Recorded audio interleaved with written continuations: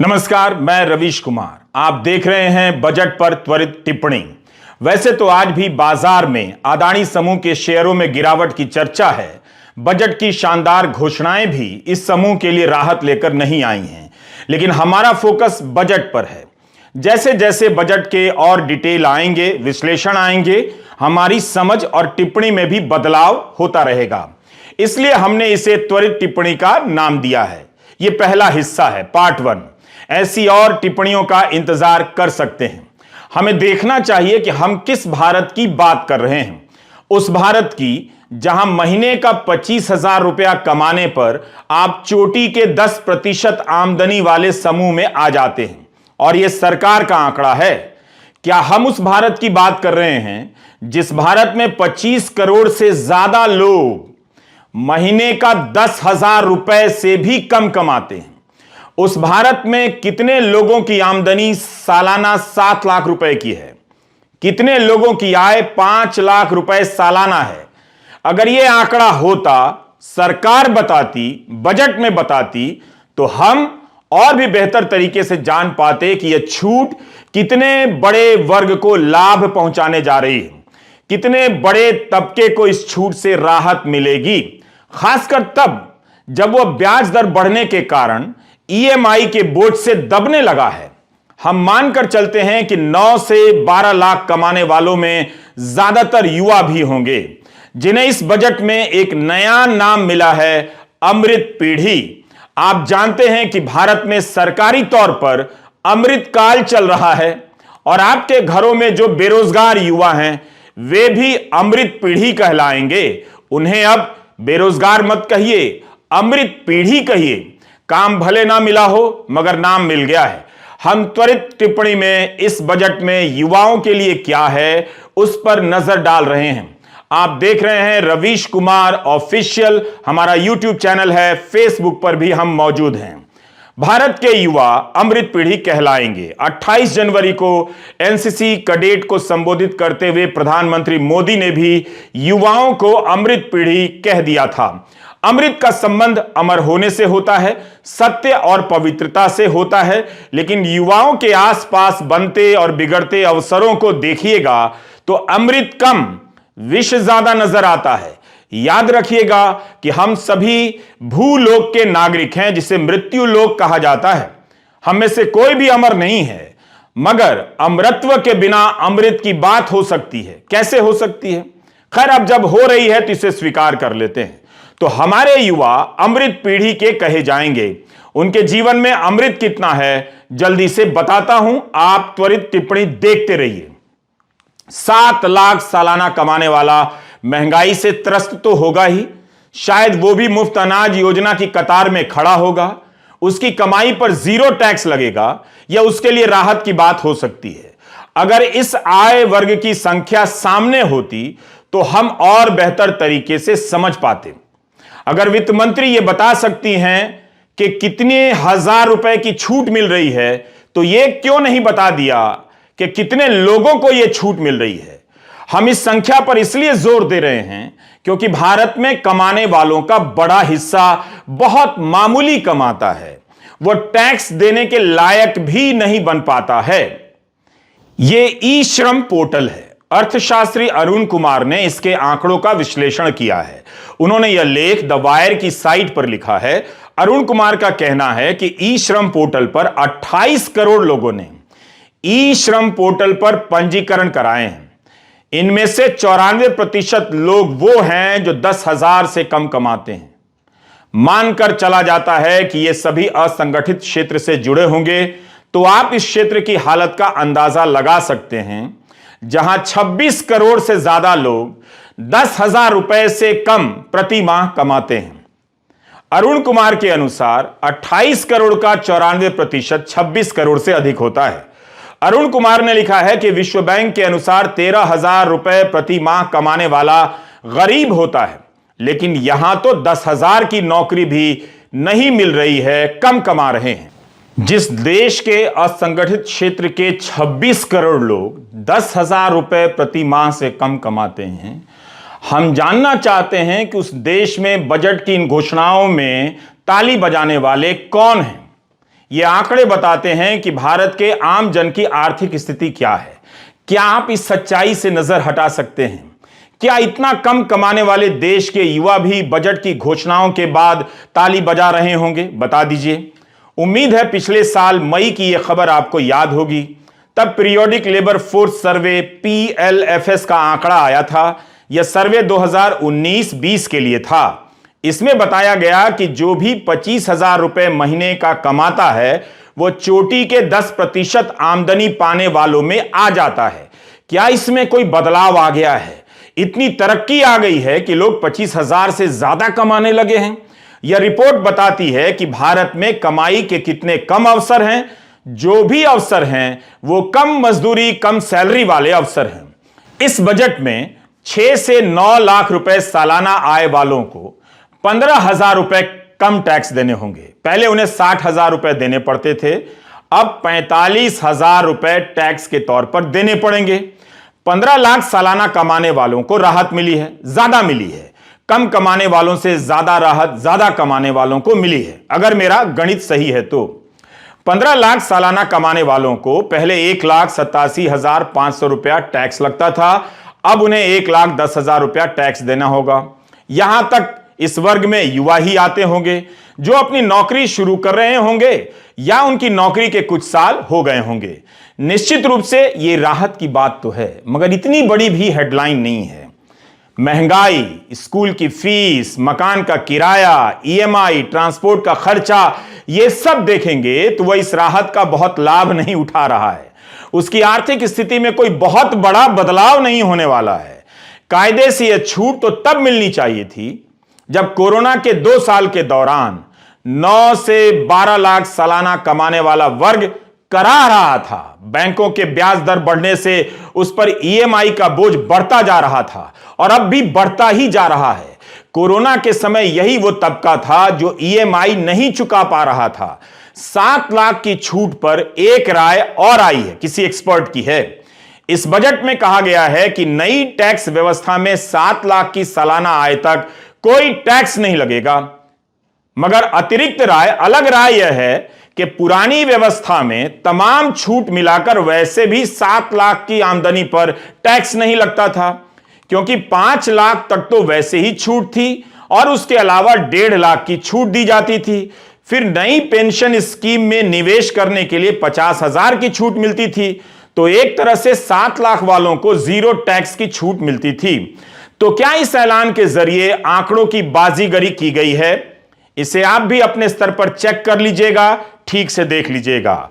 हम त्वरित टिप्पणी में बात कर रहे हैं अमृत पीढ़ी की। इस बजट में युवा पीढ़ी को नया नाम मिला है, अमृत पीढ़ी का। भारत के युवाओं के जीवन में कितना अमृत है, कितना विष है, वही जानते होंगे। थोड़ा मैं भी बता देता हूं। यह सब हाल फिलहाल की खबरें हैं, पिछले 2 महीनों की। बिहार, उत्तराखंड, हिमाचल प्रदेश, गुजरात से कई राज्यों के नाम छूट गए हैं, मगर ऐसी खबरें हर जगह से सुनाई और दिखाई देती हैं। सरकारी भर्ती की परीक्षाओं की खबरें हैं। हाल ही में गुजरात में पंचायत जूनियर क्लर्क की परीक्षा के लिए 9 लाख से अधिक छात्र तैयारी करने में लगे थे और खबर आती है कि पेपर लीक हो गया है, परीक्षा रद्द हो गई है। उत्तराखंड में भी वन दरोगा की परीक्षा रद्द कर दी गई। तब रद्द हुई जब रिजल्ट निकल चुका था। दिसंबर 2019 में वन दरोगा की परीक्षा का ऐलान होता है, परीक्षा होती है और 2 साल बाद दिसंबर 2022 में इस परीक्षा को कैंसिल कर दिया जाता है। अमृत पीढ़ी के 2 साल बर्बाद हो गए। पिछले ही महीने उत्तराखंड में पटवारी लेखपाल की परीक्षा रद्द हुई। अभी हाल में हिमाचल में सिपाही भर्ती परीक्षा में पेपर लीक को लेकर CBI ने 7 राज्यों में छापे मारे। पिछले साल मई के महीने में पेपर लीक के कारण यह परीक्षा रद्द कर दी गई। राजस्थान में 2nd ग्रेड टीचर के general knowledge paper leak case में जिन लोगों के नाम आए, जयपुर में उनके घरों और कोचिंग सेंटर के अवैध निर्माण गिरा दिए गए। घर गिराने से परीक्षाओं की तैयारी में लगे युवाओं को क्या राहत मिलती है? उन्हें तो राहत तब मिलेगी जब परीक्षाएं ईमानदारी से होंगी।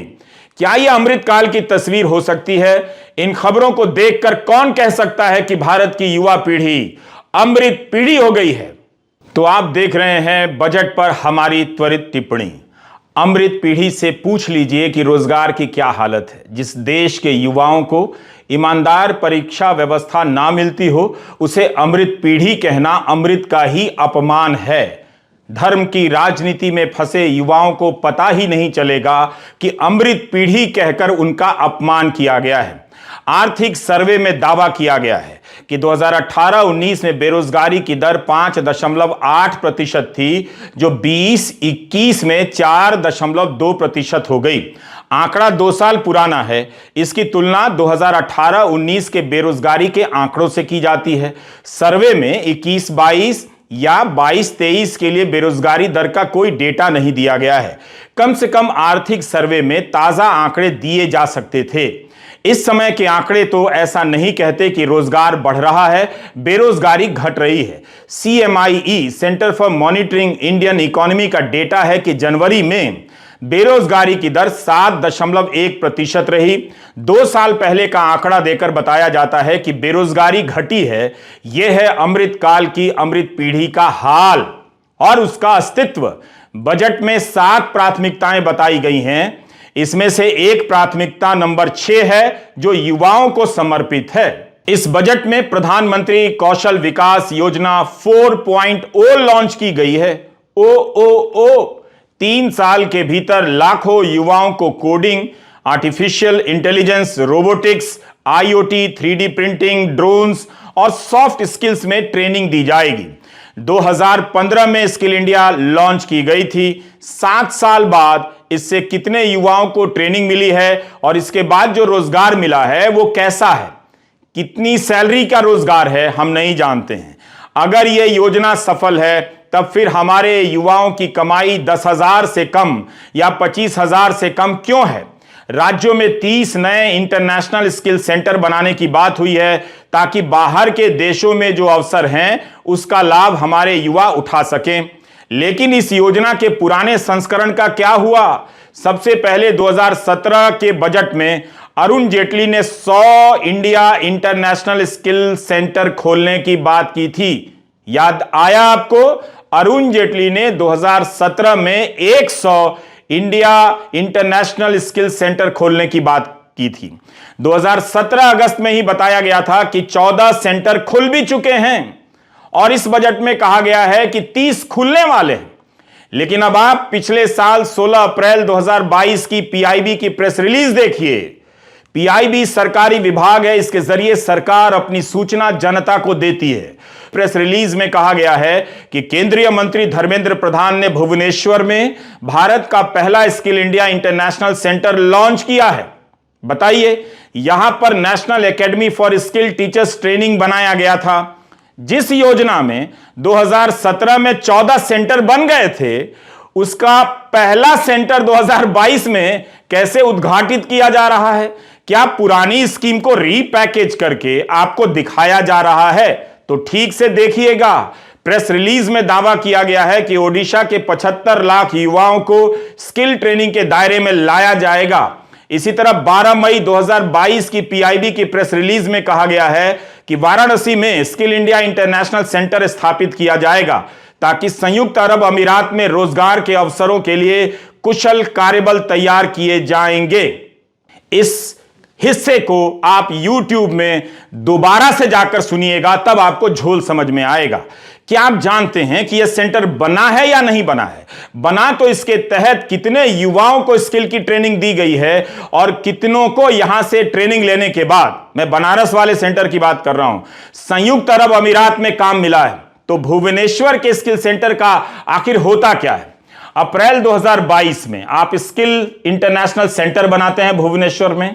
अब 19 दिसंबर 2022 को भाजपा की भुवनेश्वर से सांसद अपराजिता सारंगी के सवाल के जवाब में केंद्रीय मंत्री राजीव चंद्रशेखर का लोकसभा में जवाब देखिए। उनके सवाल के जवाब में, अपराजिता सारंगी के सवाल के जवाब में मंत्री का जवाब देखिए। सेंटर में नामांकन का आंकड़ा मांगा गया तो मंत्री जी कहते हैं कि अभी तक केंद्र में छात्रों का नामांकन शुरू नहीं हुआ है। क्या आपको यह बताया जाता है? क्या बजट की वाहवाही में आपके सामने ये सारे तथ्य रखे जा रहे हैं? अमृत पीढ़ी को घोषणाओं का अमृत मिल रहा है या अवसरों का अमृत मिल रहा है, या अमृत के नाम पर विष दिया जा रहा है? 2022 में लोकसभा में सरकार का जवाब देखिए। सरकार से पूछा गया है कि प्रधानमंत्री कौशल विकास योजना के तहत ट्रेनिंग लेने वाले कितने युवाओं को विदेशों में नौकरी मिली है। तब केंद्रीय मंत्री राजीव चंद्रशेखर जवाब देते हैं कि मंत्रालय इस तरह का आंकड़ा नहीं रखता है। अरे आप आंकड़ा बताएंगे तो कितनी तारीफ होगी, क्यों नहीं रखते हैं? क्या यह आंकड़ा भी असंभव है? यह तो पता ही होता है कि कितने लोगों को बाहर काम मिल रहा है, जब कितने छात्र विदेशों में पढ़ने जाते हैं। इसका आंकड़ा हो सकता है। कितने लोग भारत छोड़कर विदेशों में बसने जाते हैं, इसका आंकड़ा हो सकता है। तो इसका क्यों नहीं हो सकता कि प्रधानमंत्री कौशल विकास योजना के तहत ट्रेनिंग लेकर कितने युवाओं को विदेशों में नौकरी मिली है। इंटरनेशनल स्किल सेंटर कब लॉन्च हुआ था, कितने सेंटर की बात हुई थी, तो हम ये सब सवाल अपनी त्वरित टिप्पणी में उठा रहे हैं। हम अमृत पीढ़ी के नाम पर बहुत ज्यादा गदगद नहीं हैं। हम युवाओं से पूछना चाहते हैं कि आपको अमृत पीढ़ी का नाम देकर झांसा दिया जा रहा है या कोई नया सपना दिखाया जा रहा है। हम नहीं जानते कि वाराणसी और भुवनेश्वर में स्किल इंटरनेशनल सेंटर बनाने की खबरें छपी हैं, उनके क्या नतीजे निकले हैं। सरकार को इस पर जानकारी देनी चाहिए। बजट में 7 प्राथमिकताएं तय की गई हैं। युवाओं के लिए प्राथमिकता नंबर 6 में ऐलान हुआ है। प्रधानमंत्री ने 2024 तक 10 लाख भर्तियां करने की बात कही थी।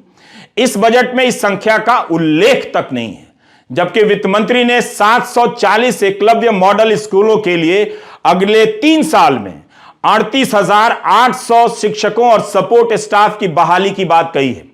तो अन्य विभागों में भी बहाली की बात इस बजट में कही जा सकती थी। रोजगार कितने लोगों को मिलेगा, इसकी संख्या दी जा सकती थी। अब हम आते हैं स्टाइपेंड वाली बात पर।